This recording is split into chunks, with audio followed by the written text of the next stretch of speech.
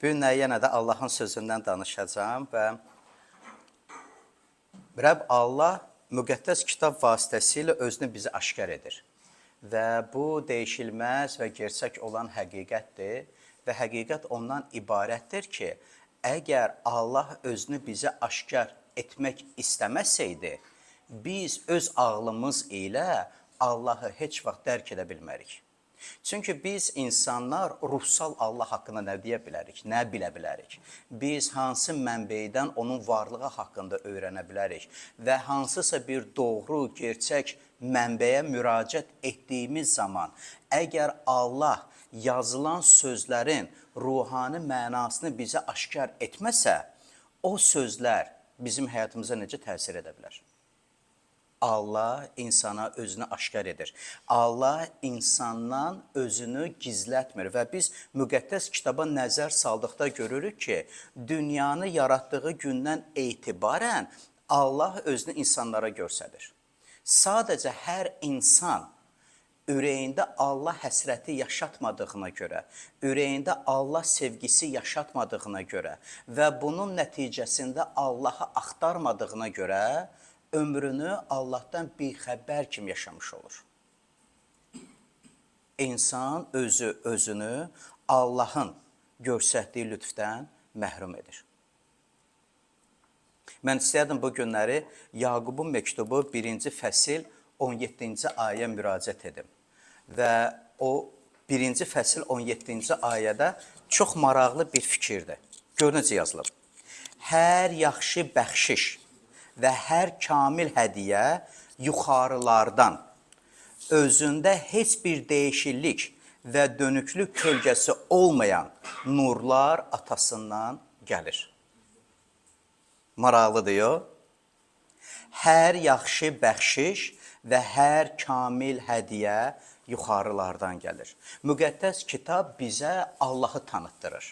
Müqəddəs kitab vasitəsilə Allah özünü aşkar edir və onun bizim üçün səxavətli və yaxşı iş görən kimi təqdim edir. Və biz baxırıq ki, bu ayədə Allah özünü nəinki külli ixtiyar, nəinki yerin və göyün sahibi və yaradanı, nəinki hər şey öz hökmündə və iradəsində saxlayıb və öz iradəsinə görə idarə edən, nəinki öz qəzəbini və ədalətini axirət gününə saxlayan, müqəddəs kitab vasitəsilə Allah özünü bizə ata kimi aşkar edir. Çox maraqlı bir münasibətdir. Allah yaradan kimi tək deyil, ata kimi özünü aşkar edərək bizim ilə valideyn-övlad münasibətini qurmağa dəvət edəndir. Çünki Allah bizi bu münasibətə dəvət edir. Biz özümüzdə iddialı olub deyə bilmərik ki, yaradan Allah mənim atamdır. Əgər yaradan Allah həmin o münasibətə icazə verməsə. Allah bütün bəşəriyyətə baxdıqda özünə cəlb edir və həmin bu valideyn-övlad, ata-övlad münasibəti qurmağa çağırır. Məhz buna görə, Allahın bizə verdiyi dəvətə görə biz ataya müraciət edəndə ey göylərdə olan atamız deyirik. Nə qədər yaxınlıq. Və bu yaxınlığın üzərində Allah bizi əmin edir. Müqəddəs kitab vasitəsilə sübut edir ki, onun bizə olan münasibəti dəyişikliyə məruz qalmır. Onun xarakteri sabitdir. O pislik etməz, aldatmaz, vədlərini heç bir şərt ilə pozmaz.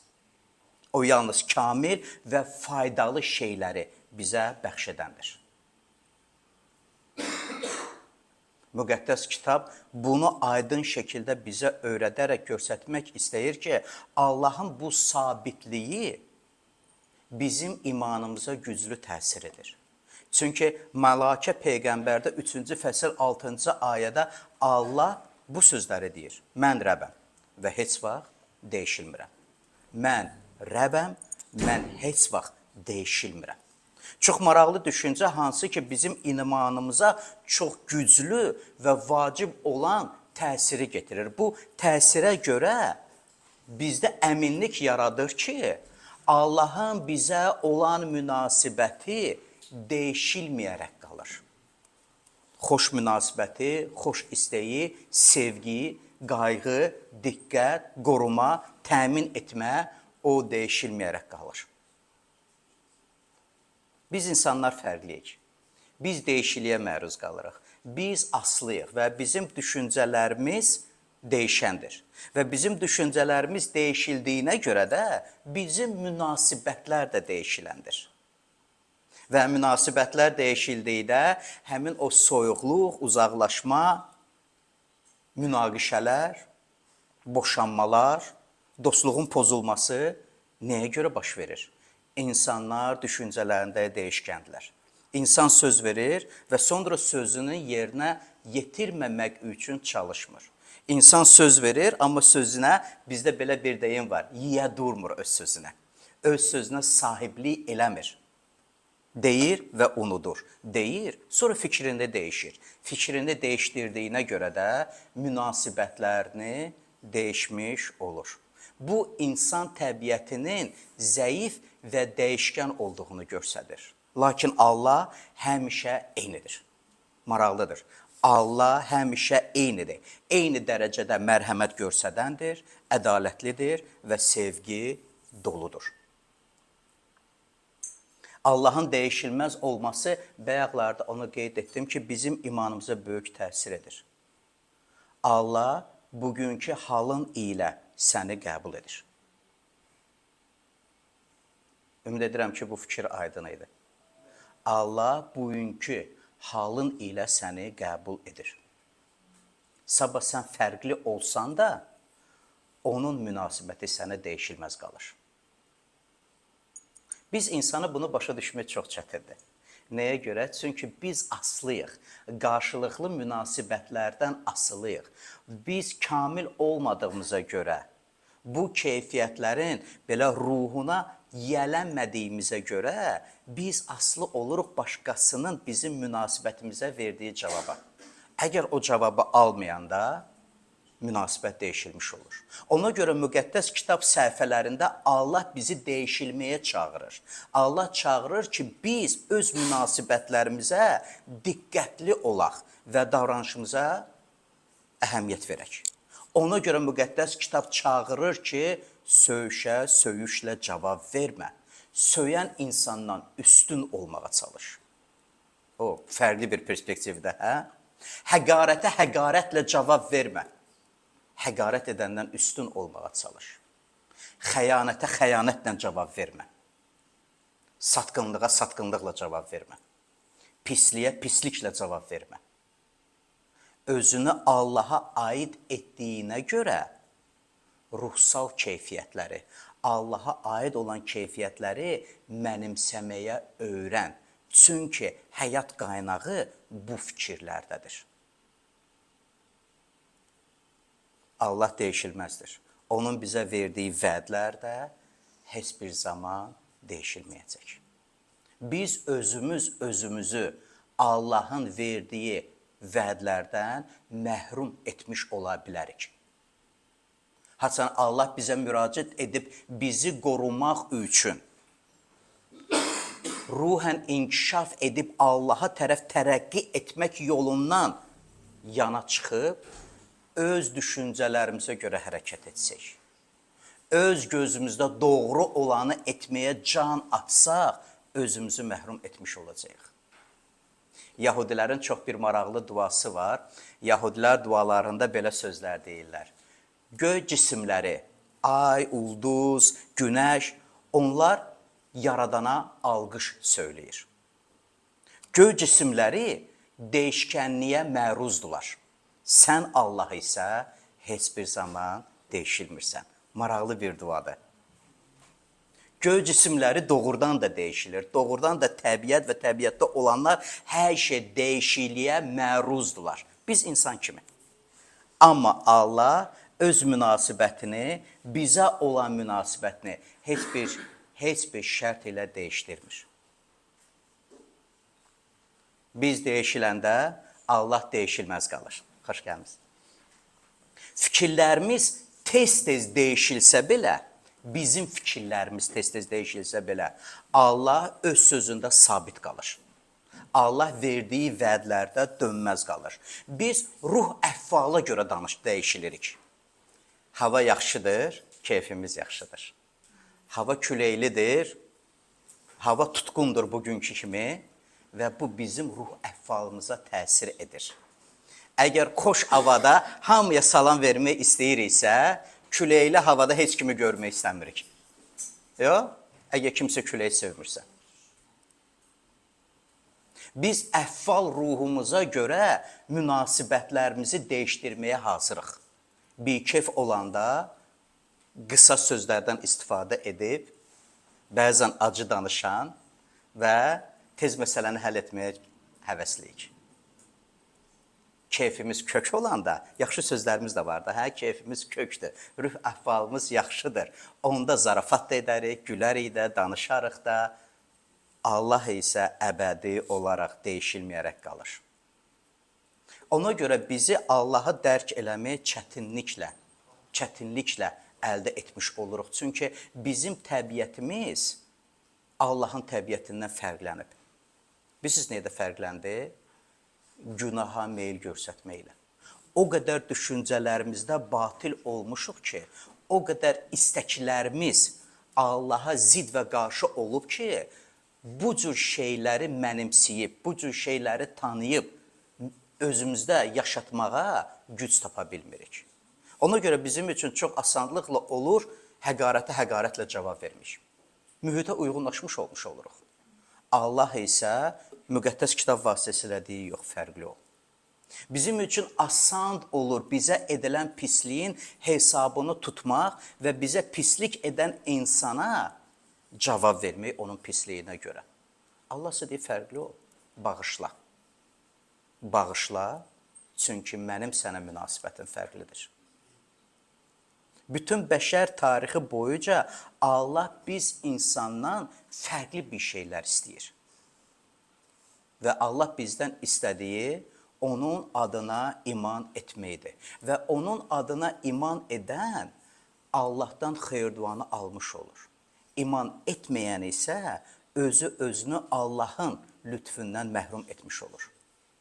Mən deyirəm, ilk doğulan insanların həyatına belə baxsaq, Habillə Qabilin həyatına nəzər salsaq, biz görəcəyik ki, onların həyatı fərqli idi. Onların həyatında, hansı ki İbranilər məktubu 11-ci fəsildə 4-cü ayədə yazılıb, Allah nəsə xüsusi bir şey istəyir, Habil başa düşür, Qabil onu anlamır. Allah onlardan insanların gözü ilə görünməyən imanı istəyir. Habil bunu başa düşür. Və Habil Allaha qurbanını təqdim edəndə yazılıb ki, o imanla təqdim etdi və bu Allaha xoş oldu. Qabil bunu başa düşmədi. Qabil üçün zahiri görünüş, təntəraqlı, mərasimli daha vacib yer tutub və təqdim elədiyinə daha böyük əhəmiyyət verdi.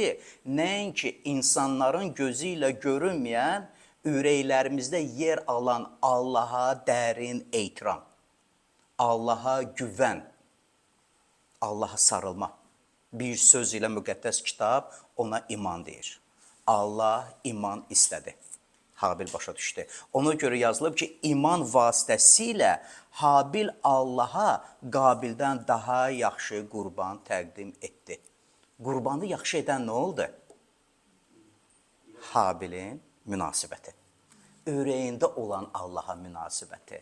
Allah heç bir insanın əlinin təqdimatına baxmır. Təqdim edən şəxsin ürək niyyətinə baxır. Onun üçün bu vacibdir. Kimsə təmtəraqlı, gözəl, bahalı bəxşişlər Allah naminə verir, amma o bəxşişləri verdiyi zaman ürəyində sevgi, sədaqət, ehtiram yoxdursa, sizcə Allah o təqdimatdan xoşallanar? Yox, istəməz. Allah üçün vacib olan, Allaha lazım olan ürəklərimizdə yer alan o dərin ehtiramdır. Allah bizdən istədiyi ona güvənməyimizdir. öz ağlımıza və həyat təcrübəmizə yox, ona güvənməyimizdir və Allaha olan güvəndiyimizi onun sözünü icra eləməklə gündəlik həyatda nümayiş etmiş oluruq. Çox asandır demək, Allaha güvənirəm. Hə? Necə bir çoxları deyir ki, Allaha qurban olum. Hə? Bir çoxları bu sözdən istifadə edir. Çox asandır demək ki, Allaha güvənirəm. Amma biz Allaha olan güvənməyimizi, onun sözünü həyatımızda yaşatmaq ilə nümayiş etdiririk. Allaha öz ürəyimizdə yer verməklə. Çox maraqlıdır. Bir valideynin övladları idi, Habil və Qabil. Yox, bir ananın və bir atanın. O zamanda insanlar hələ millətlərə, dillərə, mədəniyyətlərə, irqlərə hələ bölünməmişdilər. Dinlər yox idi, heç nə yox idi. İki övlad dünyaya doğuldu. Bir anadan və bir atadan. Hələ milli və dini mənsubluq yox idi. Hələ mədəniyyətlər yaradılmamışdır. İlk insanlar idi, amma problem indiyə qədər eyni qalır. Eyni qalır. Problem insanın ürəyində yer alandır. Nə qədər Allaha ehtiram edirsən və ehtiramını neydə göstərirsən? Ancaq gözəl, qəşəng səslənən sözlərdə, yoxsa ki, həyat tərzində. Ona görə Məsih İsa'nın həvarisi Yaqub bizə çağırış verir. Müqəddəs kitabı oxuyanlara çağırış verir. İmanını görsət. İmanını görsət. Yaxşı, bu gözlə görünməyən imanı necə görsədim? Axı, o görsənən deyil, amma əslində iman görsənəndir. Bəhrələri ilə görsənəndir. Ürəklərimizdə Allaha olan dərin ehtiram insanın nitqində başlayır görsənməyə. Qulaq as, insan necə danışır? Onun söz ehtiyatı neydən ibarətdir? Çünki insan ürəyini neynə doldurursa, dili də o tərzdə danışmağa başlayır. Əgər onun ürəyində Allaha olan bir sevgi, Allaha olan bir dərin ehtiramı varsa, o danışanda onun nitqində Allah qorxusu səslənəcək.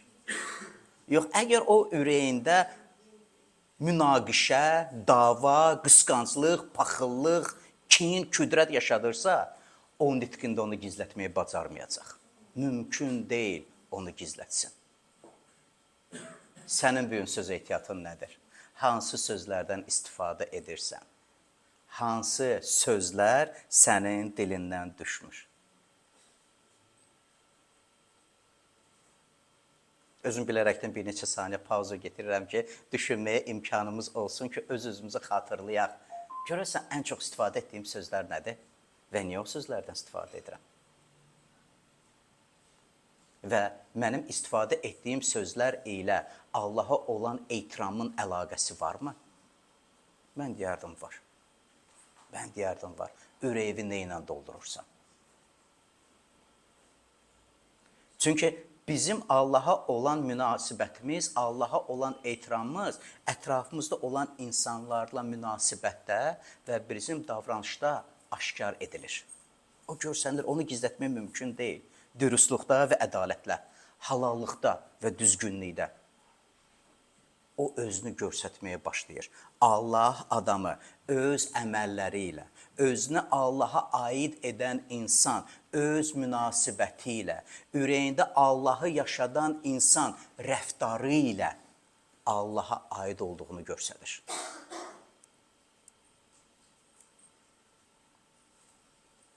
İndiyə qədər elədir. Necə ki, ilk Adəm və Həvvanın övladlarında Allah gözlədiyini bugünə qədər Allah gözləyir.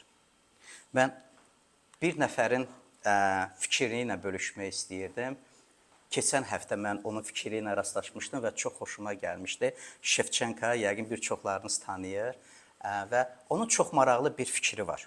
O deyir, əgər sən ömrünü Allahla yaşamağa qərar vermisənsə, əgər sən bunda qərarlısansa və Allah sənin ürəyində xüsusi və önəmli bir yer tutubsa və o qədər önəmlidir ki, sən Allah ilə sevincini bölüşməyə meyillisən və sənin ilk minnətdarlığın, təşəkkürün Allaha aiddirsə, sən həyatda üzləşdiyin çətinliyi, kədəri ilk olaraq dualarda Allahını səsləndirirsən. sən Allaha xoş olan gününü və sıxıntıda olan gününü bölüşməyə meyillisən. Sən Allaha öz güclü tərəflərini bildirərək zəif tərəflərini gizlətmirsənsə, dualarında səmimi və açıqsansa, onda deyir bil, büdrüyüb yıxılsan, o sənin yanında durub ayağa qalxmağa sənə kömək edəcək. Bu da maraqlı fikirdir, yox? Və sonra təkrar o davam edir. Lakin, deyir, fikirləşmə. Həftənin 6 günü öz ağlına görə yaşayırsansa, öz gözündə doğru olanı edib, həftənin bir gününü bəzənib, keçinib, onun sözlərini mən öz əlavələrimi dedirəm, Azərbaycan sayağı səslənsin deyə, bəzənib, keçinib, ibadət gününə gəlib, gözəl bir səs ilə ucadan tərənnüm edib, ilahilər oxuyursansa, fikirləşmə ki, Allah sənin bu tərənnümünü qəbul edəcək. O da çox ciddi sözlər dedi o. Ümid edirəm ki, nə demək istədiyimi başa düşürsünüz. Allah üçün vacib olan bizim ürəklərimizdə ona yer verməyimizdir. O, sənin ürəyində nə qədər yer alır? O, sənin həyatında nə qədər yer tutur? Nə qədər sən Allaha olan ehtiramını münasibətlərində, davranışında, rəftarında göstərirsən? Nə qədər? Əgər yer verirsənsə, o səni büdrəməyə qoymayacaq. Büdrüyüb yıxılsan belə səni ayağa qaldıracaq.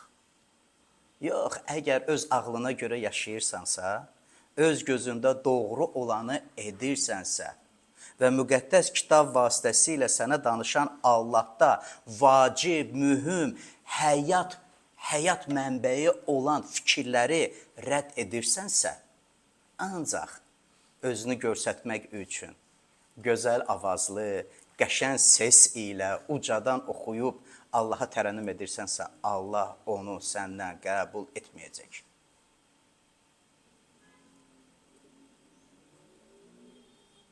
Bu barədə fikirləşəndə və Şevçenko'nun qulaq asanda ağlımda bir düşüncə var idi. Allahı ucuz tutma. Allahı ucuz tutma, qətiyyən tutma. Allahın bizə elədiklərini daim xatırlayaq. Həmişə gözümüzün qabağına getirək ki, naşükür insanlar olmayaq. Mən deyərdim, müasir zamanın bəlası dəyər verməməkdədir. Hamı bundan şikayət edir. Hamı bundan şikayət edir. Valideynlər də, övladlar da, nigahda olanlar da bir-birlərinə şikayət edirlər. Dövlət vətəndaşdan, vətəndaş dövlətdən fərqi yoxdur. Hamı naşükürlükdən şikayət edir. Qonşu qonşudan hamı bir-birindən şikayət edir. Sürücü sərnişindən, sərnişinlər sürücülərdən, ya elə bir yer yoxdur ki, insan münasibətləri olduğu yerdə həmin o fikir yaşamasın. Hamı düşünür ki, hamı naşükürdür və mən deyirəm, doğru oldu. Hamı naşükür oldu. Mən deyirəm ki, Məsih İsa'ya iman edən bizlər fərqli olaq. Gəlin, daim xatırlayaq Allahın bizim həyatımız üçün etdikləridir. Allah bizim xilasımız üçün, Allah bizim xilasımız üçün öz canından keçdi. Öz canından keçdi ki, biz yaşayaq. Bizim səhv əməllərimizi, şər işlərimizi Məsih çarmıxa çəkdi. Müqəddəs kitab bunu aydın deyir ki, onun yaralarında şəfa aldıq. Allah bizi ünsiyyətə dəvət etdi. Allah özü təşəbbüs göstərdi ki, itirilmiş, günah nəticəsində itirilmiş münasibət bərpa edilsin. Allah özü bu təşəbbüsü göstərdi. Həmin o münasibət əsasında Allah bizə əbədi həyatı irs olaraq verir. Baxın, hədiyyə olaraq deyil, irs olaraq verir. Bu bizim irsimizdir.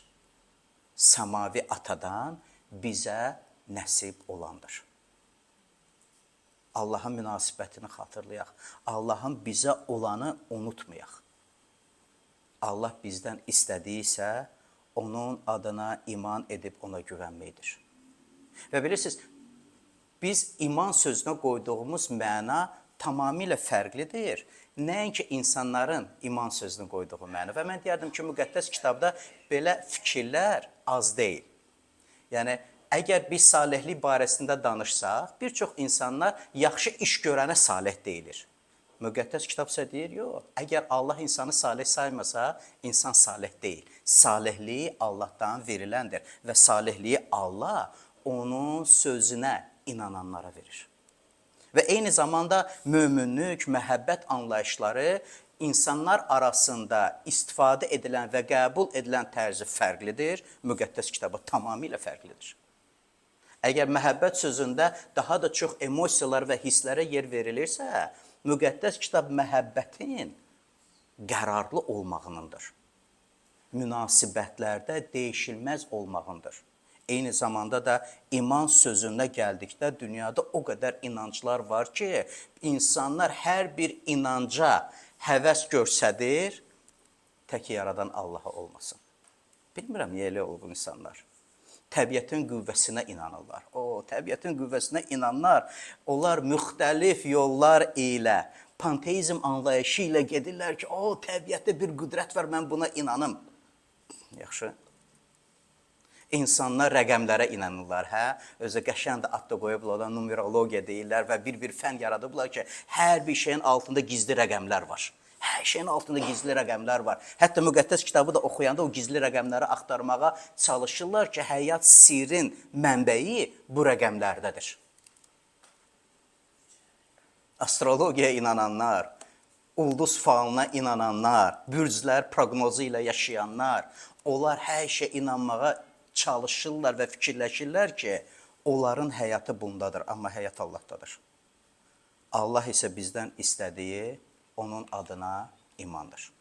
Mən dəfələrlə sizə o McDonald's-ın müqəddəs kitabın izahının nümunələrini getirirəm. Bu günlər onun şəkli ilə paylaşıram və o Harvard Universitetinin ilahiyyat professoru idi və o müqəddəs kitabda izah verib, onun izahı təəssüf olsun ki, Azərbaycan dilində yoxdur, amma ingilis və rus dilində mövcuddur internetdə. Əgər istəsəniz, çox maraqlı düşüncələr var onda, hansılar ki, ayələri başa düşmək üçün sizə kömək edəcək.